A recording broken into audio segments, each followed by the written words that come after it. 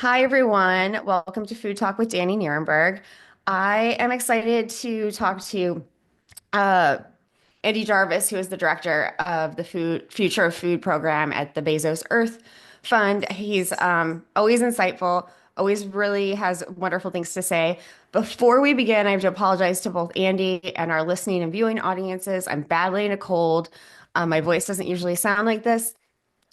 It's much higher pitched. And so if I have to sneeze or cough, I hope you'll all be patient with me. Andy, so glad you're here. Thank you so much. No, hi Danny. It's welcome. It's great to be on this. I've been on this show like once before in a kind of panel with other people, but it's great to Hmm. have you on one. No, we appreciate you. I want to start off by asking you about what the Bezos Earth Fund and its Future of Food program does. Just very simply, what are you doing? Yeah, so I mean we're all about looking at kind of solving these two crises, the climate crisis and the kind of global loss of nature. So we're all about climate and nature, the kind of I guess the environmental side of the food system. And so we're looking at those two things. How do we reduce the emissions footprint coming from the food system? And how do we make it kinder to nature? And so we need to do that in the context, obviously, of feeding 8 billion people today, 10 billion people tomorrow, and find a more sustainable pathway basically for that. And the goal is of the Bezos Fund is to invest all of the fund's money by 2030, right? So like in advance of the Sustainable Development Goals being sort of over. Yeah, so there's a commitment by 2030 from Jeff and Lauren about $10 billion by 2030 to go into the whole kind of fund. In that, there is a $3 billion commitment, which was announced back in Glasgow COP. Mhm. And that was about nature solutions. And so I work in this kind of three-pronged team, and we have $1 billion commitment to conserve what remains. So let's conserve natural Right. ecosystems. So that's a lot of the protection conservation work.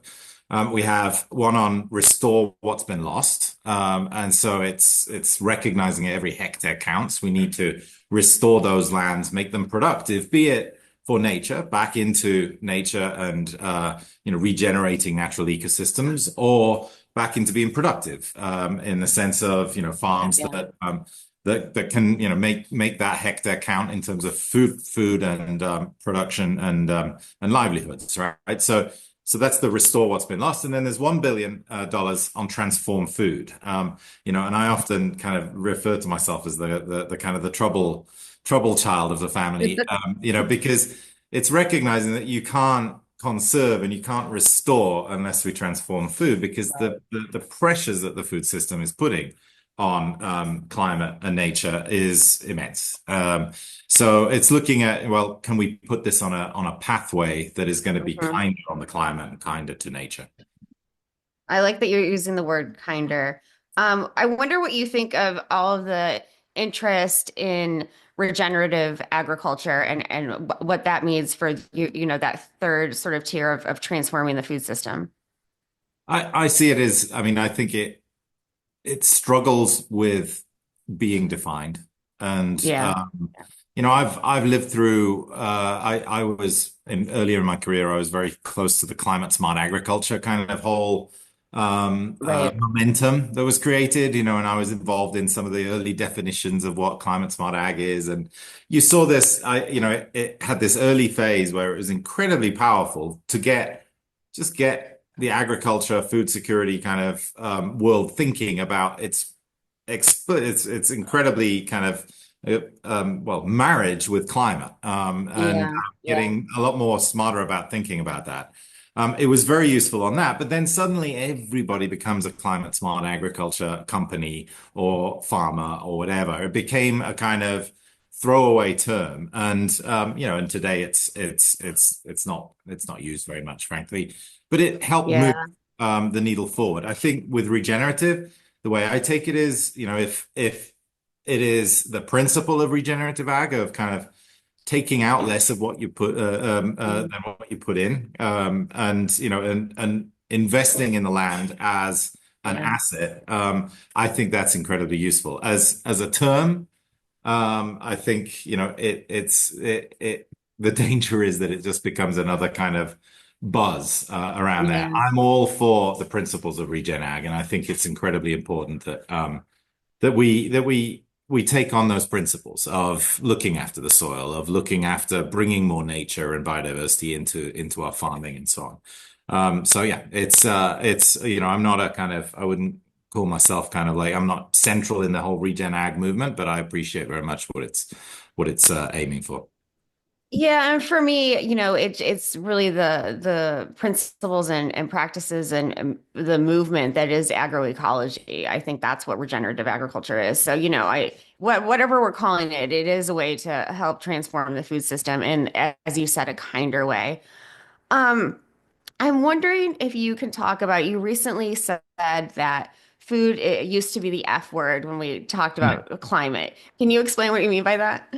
Yeah, yeah, no, that was a nice. I think it was an insights piece we put on our website that said, I I love used to, it. I used to mutter the F word regularly in climate negotiations, and yeah, I mean that F word is food, and it's because and I think this has fundamentally changed, and in the last 2 years we've seen the F word crop up a lot more legitimately in climate negotiations, and the Yeah. F word being food. The Go back 5 years, go back 10 years. I mean, you couldn't bring it up. It was just Right. completely from the negotiators' point of view. It was, don't go there. We're not going close to it. I think we're now facing the realities of this in all kind of global fora, in be it COPs and UN processes, or be it at the national scale. We're all recognizing that food is not something that you kind of just like don't touch, stay away. Let's not get Right. too involved in that, but realizing that it is actually, it's at the core of many of our challenges that we're facing, but it's at the Mhm. core of many of the solutions as well. So yeah, I mean, when I referenced that F word, it was just getting it out, the kind of the topic out of the closet to a certain extent, that we need to be talking about food and we need to be recognizing its multiple intersections with society that we have for good and for bad. Yeah, yeah, absolutely. The food and agriculture sector is both a contributor and a solution to the climate crisis. And yeah, I think we should be saying the F word much more than we have. I'm wondering, at the start of this year, and Food Tank reported on this, more than 150 World Food Prize and Nobel Prize laureates released an open letter coordinated by Dr. Carrie Fowler, who was formerly the special envoy for food security at the State Department. And that letter really emphasized the need for agricultural research and development to feed, as you said earlier, 8 billion plus people. Does it concern you that, there's not enough funding right now in the food and agriculture space, or do you think there is enough funding? I certainly don't think there is enough funding. In every indicator that you look at, there is not enough. If you take a very, if you took a very macro look on this, like kind of history of this, you go back 50 years, 60 years, it's the 60s. You had, all of this kind of population increase. You had pretty low yielding practices. You had, and you were facing those kind of growing evidence that we were going to face a major kind of period of hunger and Right, famine, right. right? Large scale. And, out of that, you had a real concerted effort, important amounts of investment on the R&D, and that brought about the Green Revolution. And think what you like about the Green Revolution, it averted then at that time major catastrophe, and it also Mhm. you can argue created some of the problems we have today. Right, I right. feel like this decade right now is similar to the run up to where we got to that green revolution, in the sense that Mhm. we're realizing now it's not just food availability. We kind of cracked the amount of food we have. And Right, right. now we've got a whole set of new multiple factors impacting on the food system that is creating a similar, I believe, what is a crisis of a similar proportion, right? We have the climate shocks issue and enormous numbers of risks now in our food Yeah. system. Every year Yeah. we're going to feel and more and more. And this environmental side, which the footprint, the land footprint, the emissions footprint, we just don't have any more carbon budget to take up more with Yeah. food. We don't Right. have a land. We're running out of land to go into, right? Yeah. Without severely undermining everything else, right? In terms of the Sure. ecosystem services nature and so on. So we're at this kind of limit again of our current system. And just like we had the Green Revolution, I think we need that now again. Yeah. But looking at it as a food system, as a systems approach, and bringing all of these things, food security, and sustainability very much together. Yeah, I mean, and it needs enormous amounts of creativity, innovation, and it needs funding and investment, and that's crucial right now. We don't have it. When we look at the amount of money that's going into, first of all, R&D in agriculture, it's way below Right. where it should be. When Right. you look at kind of the amount of climate finance that goes into food, it's a tiny fraction of Yeah. the kind of burden of food in kind of the climate context. So on every indicator, we're way below, and unsurprisingly, it's not moving very fast. It's the slowest, Right. I would say, sector to address these issues. So yeah, it's a chicken and egg situation. We need the investment, we need the R&D, we need real concerted effort and momentum to turn this around. Do you want to talk about the scale of investment that is needed? Because you mentioned what, the Bezos Fund is putting in. How much money do we need to truly transform the food system in the way you described? Yeah, well, I mean, I always use these big numbers. There's an estimate. No one even knows how big the food system is in terms of numbers. You've got all Sure. the different estimates, right? But it's somewhere 13, 15, 16 trillion dollars is Yeah. our food system. That's an enormous amount of money, right? And it's the footprint of the food system people often very much underestimate. I mean, in terms of jobs, in terms of Hmm. economics and so on, it's enormous, right?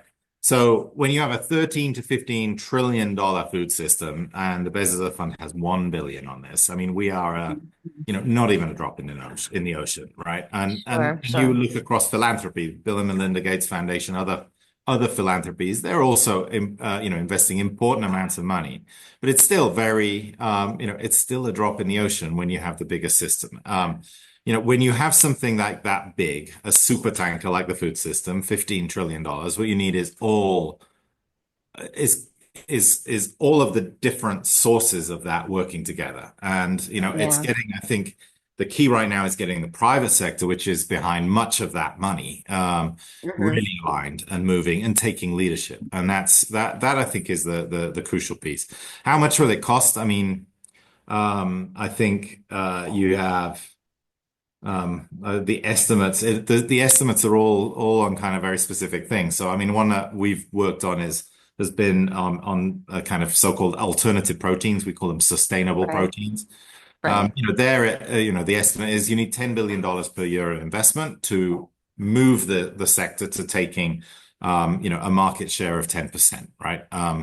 And so those are the kinds of sums of money we need. We need for loss and damage and adaptation and for resilience. We need it for lots of different fronts across the food system. So yeah, we need money, but we need to reorient the existing money to be Yeah. working in the right direction.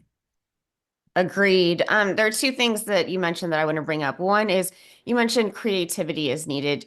Do you think that food and agriculture in the past has not been sort of seen as a sexy occupation to get into, right? Whether you're a farmer or an agricultural researcher. Do you think the creativity exists to encourage the private sector to come up with solutions, to encourage others to come up with solutions? I I I think the day that I say that we don't have that creativity and innovation is would be the day that I've Pack it all in. yeah, pack it all in. I have enormous faith in the ability of human ingenuity and innovation, and And I see that's what's got to be the driving motor behind getting us out of this. So yeah, I think there is enormous innovation and creativity. Obviously, when young career, kind of early career people, thinking, what am I going to study at university and what am I going to do as a job and things? I mean, this is not the area where, you don't study this to become, to have a stable income and have a long-term, become become rich. It's a tough sector to work in. Yeah. That I acknowledge, but I think, if you think really long-term and really macro on this, every other sector has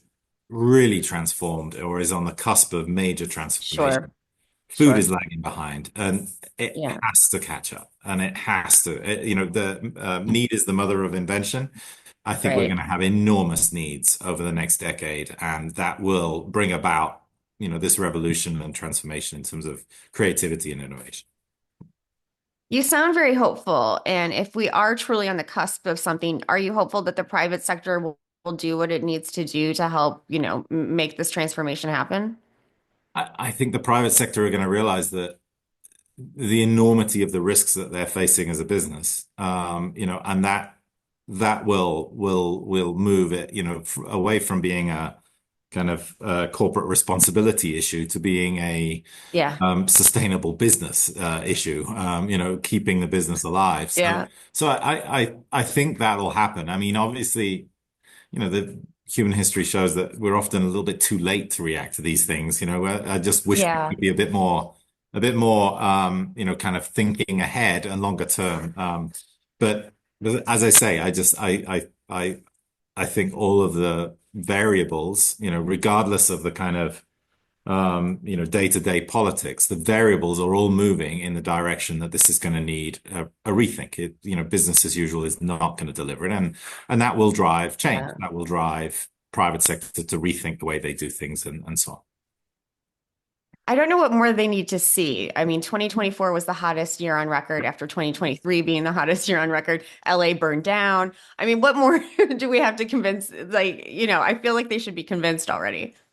Yeah, yeah. Well, I don't know. Maybe we're the visionaries, Dani. Yeah. Okay, let's talk about sustainable protein, which you already mentioned.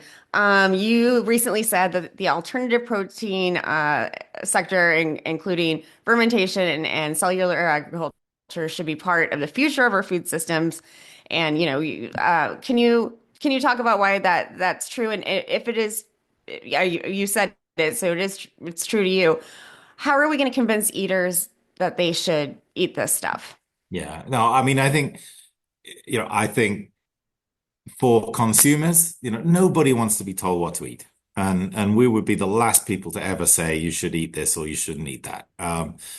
Consumers need to make the choice. Individuals make the choice. This is what I want. I think Yeah. it's the responsibility, though, of the sector to give consumers options. And Yeah. the options, we need those options to be, more and more healthy and nutritious and more sustainable in terms of the way that they're produced and they get to the market. So that's I see as our role. It's like dealing with the pipeline of those options going to consumers, right? So alternative proteins, the fact of the matter today is that it's a super young fledgling industry. I mean you can really say, I mean, there's been a few products around all, many years and things, but this has Yeah. only really Yeah. become a thing over the last 5 years or so. The first cell-based burger was only in 2012, I think it was. Yeah. And so it's early days in this, and the products are, today not as good as they need to be. They Right. need to be tasty, they need to have the mouthfeel and the texture, and consumers need to enjoy them. And we need to get there. So, that's very much at the center of our argument on this is that, you just provide consumers with something that tastes is just as delicious and just as enjoyable as what it's mimicking. It should be costing the same or less, and it should be delivering either the same or better health and nutritional outcomes for the consumer, right? And when you get there, then Yeah. consumers make the choice. And the way we see it is this is very early in as a technology, as an innovation. This is very early. And there's nothing stopping us getting there so that, we can meet those three things. And we Right. see it as part of a solution, right? So, we have this yes and approach, this all of the above kind of solutions. Yeah. We're also investing in livestock and making, working to support farmers and support companies to have livestock and animal source foods much more sustainable as well. So Yeah. all of these are parts of a solution, not one in particular, but w- alternative proteins need to take a part of that solution. There's 50% growth Yeah. in demand for animal source foods. Those animal source foods have an outsized footprint in terms of land needs and carbon footprint. And so we need to meet some of that rising demand with alternatives with much lower footprint things. And I think there's multiple reasons why this is in a kind of future food system. This is a component of Yeah. it and will be a very valuable one. Yeah, I think it is valuable. It just needs to keep growing. And I worry about the ultra processedness of some of these foods. Do you worry about that too? Yeah, absolutely. I mean, I think again, that's kind of, when the technology is still young and you're still trying to figure out how to do all of these things, how to produce these things. You often Yeah. rely on more processing, salts, sugars, flavor masking, and all Yeah. of these kinds of things to overcome those problems, right? I think, as we get better at this, that processing, the requirement for processing is going to go down, and we'll get a lot Yeah. smarter about creating more natural products. And you can already see some of those in the pipeline from some of the big companies in the space. Yeah. Andy, I want to switch gears and talk about AI. When I met you, you were working at CIAT, which is now the Alliance for Bioversity in CIAT, and you were working on big data. What's the role of AI in food system transformation? I mean, AI is super exciting. The opportunities that it presents. I think, there's an enormous from my background, yeah, years ago, as you rightly pointed out, I was kind of very big on this kind of digital agriculture kind of stuff, and advisories to farmers and making sense of farming. I mean, I always say, there's so many variables in agriculture, it's Yeah. impossible to fathom, right? I've got my vegetable patch down there. I see it every day and I look at, how things grow and you still don't understand why this plant is doing that or that. And it's a multitude Right. of factors behind it. You can't see in the soil. You're not sure what's going on down there. It's a very complex system to produce a grain of whatever or or Hmm. a fruit or whatever it is. Um, AI can be enormously useful in making sense of all of that. It is Yeah. perfect for that. So that's more from my roots. The Bezos Earth Fund, we've been particularly interested recently, going back to alternative proteins of, how AI can help that. And I always use the Yeah. example of kind of to a certain extent, these have been cooking experiments. The Yeah. early kind of Right. plant-based burgers and things like that. I mean, they're cooking Hmm. experiences. Let's take this legume and the protein from that and combine it with this and that, and let's see if we can do it. And trial and error. Obviously, they're getting better. That's a gross exaggeration, probably very under not very. I mean, it's obviously been a lot better than that, Um, but AI can get to much more precision on this. If you want to mimic the taste and the look and the feel and everything and the aromas of meat, if we understand what yeah. meat is, AI can help us really understand, well, what is it that's going into that? And I always, in the end of the day, meat is made of proteins, fats, sugars, and minerals. Plants are made of proteins, fats, sugars, minerals, and there's nothing to say you can't kind of through AI and through kind of precision kind of ingredient kind of selection get to that expert mimicry. So I think that's an area that we're particularly excited about is on that sustainable protein side. Yeah. I wonder if you're worried about the carbon footprint associated with the use of AI. Absolutely. I mean, the numbers are pretty astonishing. I always draw a line between this. I mean, there's two things. If every decision you're going to make, you're there's an AI behind it, where, it's like, what do I buy from the shops? Or, every Google search, instead of using Google, you start using AI to give you, this. Then it's those where AI is making kind of like, minute by minute, hour by hour decisions for 8 billion people around the world on a daily basis, the Yeah. footprint gets Yeah. enormous, right? If it's being used in the background in R&D to help design products, that's a much smaller footprint in terms of the AI, the use of energy and so on. So I think you've got, Hmm. I mean, a part of Hmm. responsible use of AI is also only using it when you really need it. And so yeah, we have to be mindful of that, and I think um, um, you have to take it into account for sure. It's a factor that Yeah. but if the benefit is greater than the kind of the input energy needed, then that's a great use of AI, I think. Good. I'm glad to hear that. I'm glad to hear how you're thinking about it. Andy, I want to end on something we really haven't talked about, and that's how do we make, all these things we've been talking about in this conversation more farmer centered to make sure that they're part of these decision-making processes, part of R&D. How do we make it more farmer centered? Absolutely. This is something that many people have heard me say. I feel like, unfortunately, farmers are almost the kind of the last people that get consulted, and they're the first people that get impacted by so Yeah. many Yeah. things we do and decisions that get made in the food system. And I think that really needs to change. Farmers are the most trusted and important kind of sector of society to across in most the vast majority of countries, farmers are seen as the kind of the bedrock of society. Right, right. And I think the whole sector as a whole needs to be a lot smarter about engaging that community, Sure. and working with them.